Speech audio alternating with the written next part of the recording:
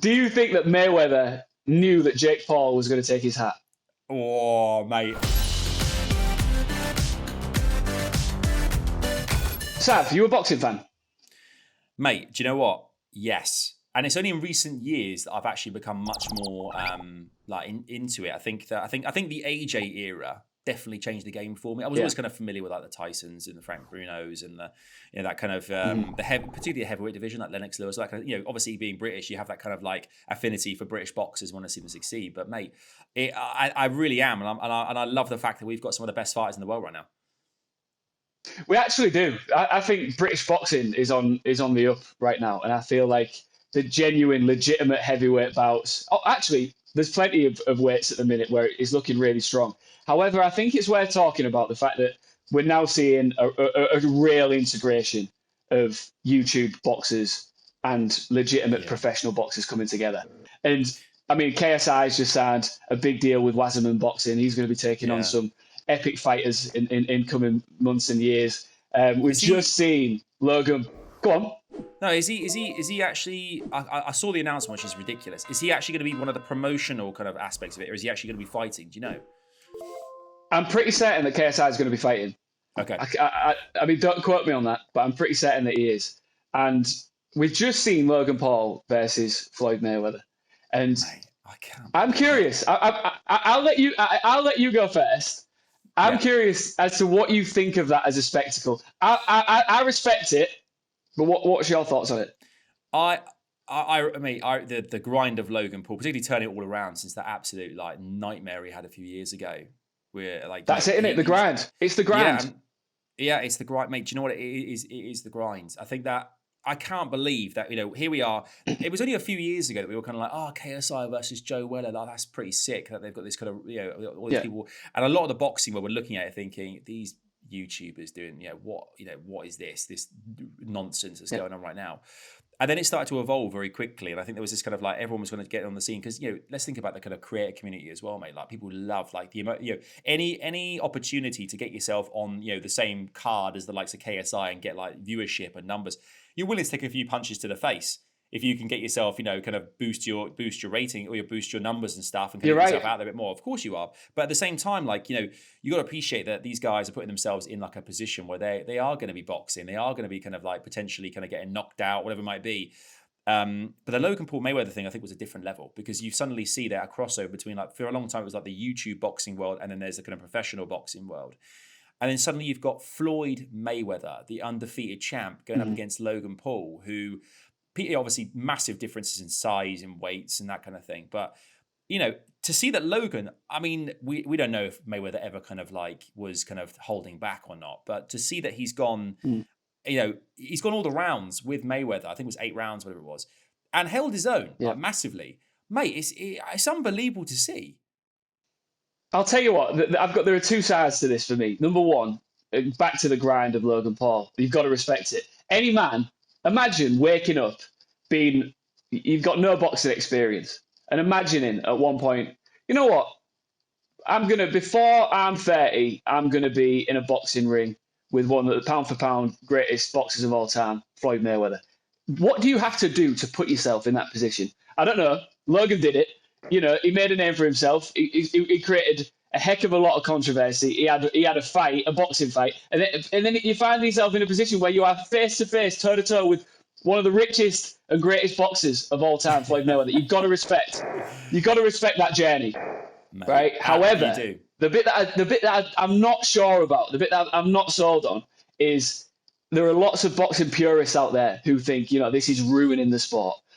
I think it's bringing a lot of younger eyes of the younger generation to come and see boxing and come and see some maybe more legitimate boxers as we go along. However, these 14-year-olds, 15, 16-year-olds who tune in to see KSI fight or tune in to see Logan Paul fight, they're only ever going to want big YouTube fights, do you think, Adam? Or will they buy in to up-and-comers? And will they buy into your AJ fights? Joe Joyce is another name on the British scene who's coming up. Like, mate, does it translate? Is what I'm asking you.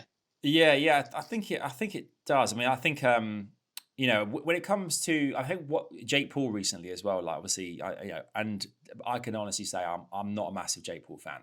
I am not a Paulo. No. Fuck it's called. I'm not that person. But the way that this is the thing that is kind of the new gen are doing that I think that the boxing world have not, that I find it very difficult, is the fact that the new gen, the kind of like the online, kind of world, like the creator world as well, they understand how to make hype around things, be it like, I remember the Sidemen diss track saga, and it was like, they're basically all mates and we're all getting sucked into like diss tracks, even though it's all nonsense anyway, but it's like we all kind of buy into it, and then we watch everyone's reaction because they know exactly like the way in which people consume content, right?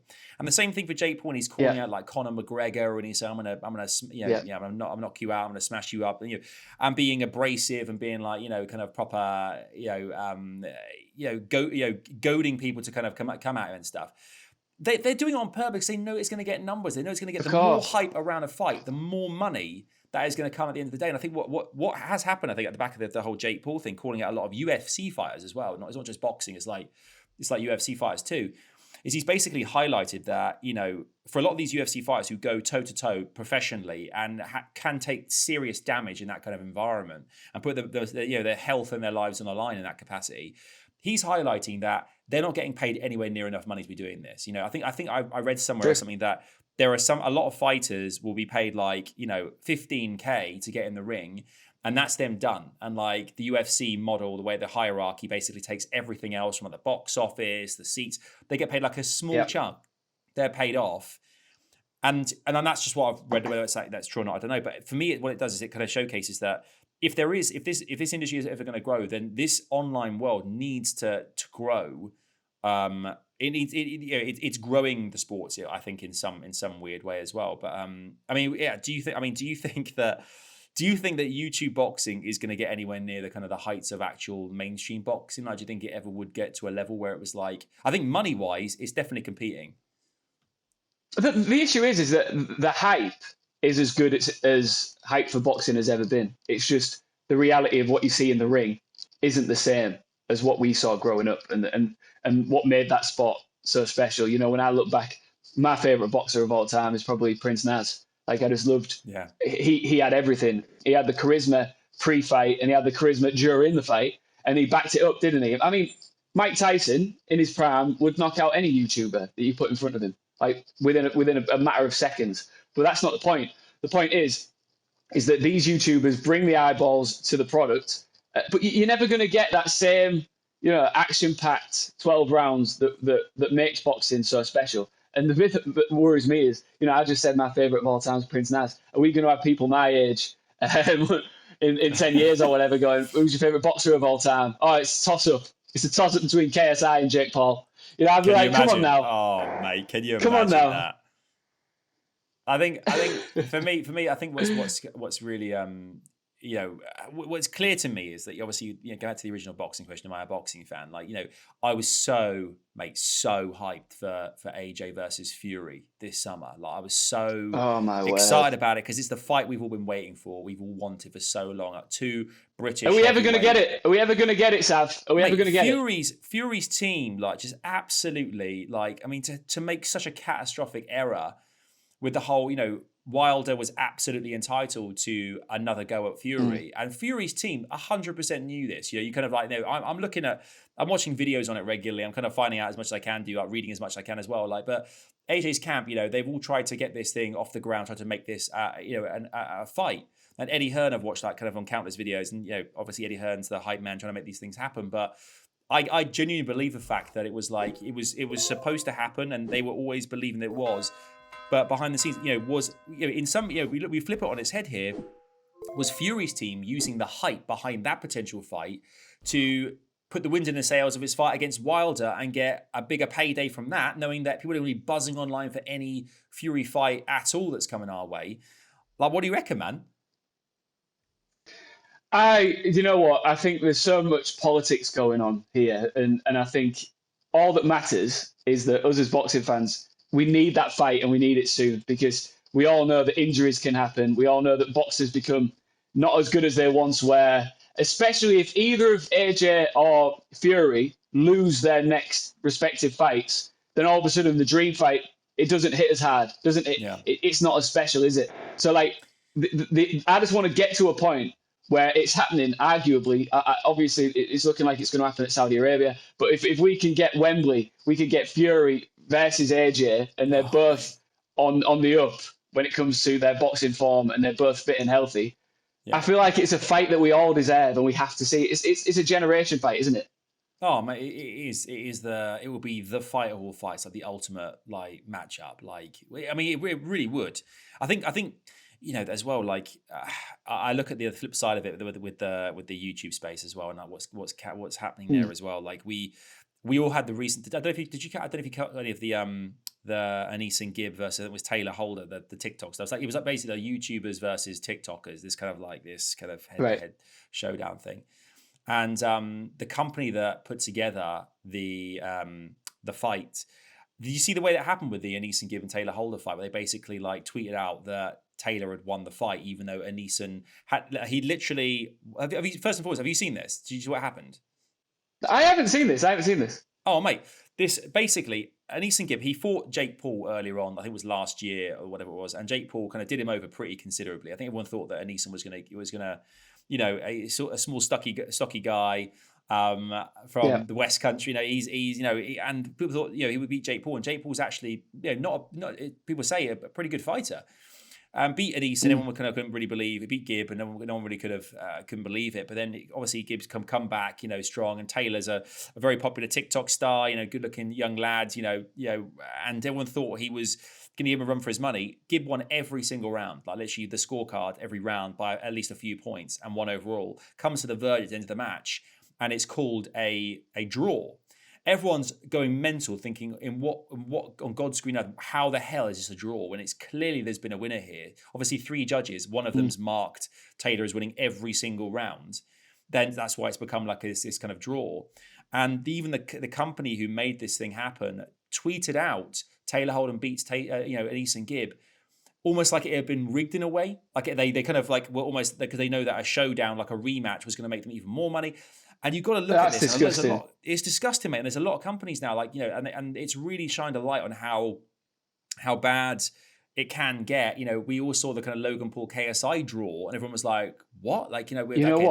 You bang on. This is a really good debate, isn't it? It's that whole another thing that comes in my eyes with the YouTube fights is the lack of legitimacy and the integrity. It's like, do we believe any of the results? There's enough controversy, and we've seen so much controversy in legitimate boxing. And I don't want to write off the YouTube fights as not being legitimate, because we all know they train really hard. They are putting their bodies on the line every single time they step in the ring, so you've got to respect it. But at the same time, we all know it's about money. I echo back to the Mayweather Paul fight, and I imagined when the negotiations were going on for that, I could just imagine them sat in some sort of skybox, like luxurious apartment somewhere in Miami, sat opposite each other with a big wad of cash, going, "How much can we make here? How many fights do we want to have? How do we make this happen?" Because it's not the same as legitimate boxing, because in legitimate boxing, you got 2 fighters who want to climb the ladder, right? And it's all about belts. It's all about accomplishment and goals. It's not. I mean, the money's there, of course it is. But proper fighters, Muhammad Ali was never thinking about his next big payday. He was thinking about being the pound for pound the greatest of all time, right? So yeah, exactly. I guess the issue with the YouTube fights and the legitimacy and the integrity of them is it all comes down to the big money that's on the line that I think causes a bit of a grey area there. Yeah, I mean, there's a lot of things to be said as well. You look at we talked about like the KSI and Logan Paul and everything. I mean, kudos to of Logan's the grind with like the Impulsive podcast, all these different things that he's doing, and that's what's happened now. A lot of creators who originally were like making YouTube videos are now they're obviously getting older, maturer, wiser to what actually their time spent, making. KSI wouldn't touch a FIFA video anymore, but that's what made him. He got onto the platform, became such a star because of FIFA in the first place. Doesn't touch games hardly at all ever anymore. Everything's music, or it's boxing, or it's whatever it might be. Other stuff that he does, and I think that's happening a lot now as we're seeing that the likes of the I look at like Jake Paul again. Used to make kind of like content, ultimately for a younger audience, like kids, right? So it's like, rather than that kind of like guy next door being a bit of a douche, kind of messing around. It's now like he knows that if he can focus on one fight and say, right, we've got this one fight coming up that's coming our way that I'm going to fight, whoever it might be in whatever time period. All his content can be around that one thing. It could be him training or You're so right. You have to think music. less. It's just, oh mate, there's less to think about. So much less, and it's so freaking easy to make a video like a TikTok where you're basically like just like laying into someone. You're saying, I'm calling someone out, saying I'm going to fight you. I could sit here and do a video right now, and I could be calling out Tyson Fury, being like, Tyson, I'm going to fight you. Da da da. Yeah. No one's gonna give a shit. But if I'm like a massive YouTuber, that is gonna cause ripples, and people are gonna find it and share it and it's an easy thing to make, and it will get as much hype as possible. That's the thing. I think it's time over content, like that, whether or not it's worth. The great thing about these boxing fights is, well, you think about the amount of money, not just the kind of like the prize of it all, like kind of like in ticket sales and whatnot, but ticket sales, sponsorships. Look at every fight. There's like the mat sponsorships. Who's the gowns they're wearing into the room, what drink are they? It's all a massive opportunity for brands to know that there's going to be a lot of eyes. Pay-per-view alone, I think Jake Paul had his pay-per-view fight, or even Logan Paul Mayweather was like in the tens of millions. Like it's money, isn't it? I mean, the bottom line is we're just getting started, aren't we? Like it's not going anywhere. And I'm sure, as much as I am, a bit more of a boxing purist and traditionalist, the way I talk about this, there's going to be fights in the coming months and years that you and I are both going to buy, and we just got to accept it, because the way that these fights are marketed, they're marketed so well. And sometimes I'll be scrolling through Twitter and I'll be like, oh my god, another YouTube fight, and I'll watch the promo for it and I'll be like, this looks good. Because it's marketed so well. So as much as I want to say, forget about it, stop the YouTube fighters, all that sort of stuff, I know that they do such a fantastic job of promoting the fights. I think there's maybe a place for boxing fans and YouTube boxing fans to maybe work in harmony, but time will tell. Yeah, I'm a cynic, mate. I've got this feeling behind the scenes that while there we are, all kind of like lapping up like the video. Oh, this person's dropped a video on this person. I can't believe it. They're all behind the scenes having like a private like little chat like us, being like, look, so I'm going to put a video out later on today. I'm basically going to say this, and this. If you react like this, and this, or bang, get a few sponsorships. Yeah. I don't know why. I'm just being a cynic, and I'm being devil's advocate here. That there's some kind of like something like behind the scenes. There's like a narrative that's already created. Do you think that Mayweather knew that Jake Paul was going to take his hat? Oh, mate. Do you know what? Part of me thinks, no, he can't have known that. That seems like a bit of a childish move that happened like instinctually in the moment, that he just thought that'll bang on views and stuff wise. But as well, like, I mean, Mayweather is a tried and tested, legend in the sport. Promoter. So I think it's a bit different for him. But there's definitely like videos we've seen of like, people busting into someone's training gym, like YouTubers, and squaring off and getting pushing each other around, and everyone's kind of getting hyped. Those kind of viral video moments, I think, could definitely be orchestrated. But at the end of the day, mate, I think we both agree this isn't going anywhere. I think we're going to see a lot more. Next up, it'll be Facebookers versus Snapchatters. It's going to happen. We're going to see it all. I mean, mate, who actually uses Facebook anymore? What am I talking about?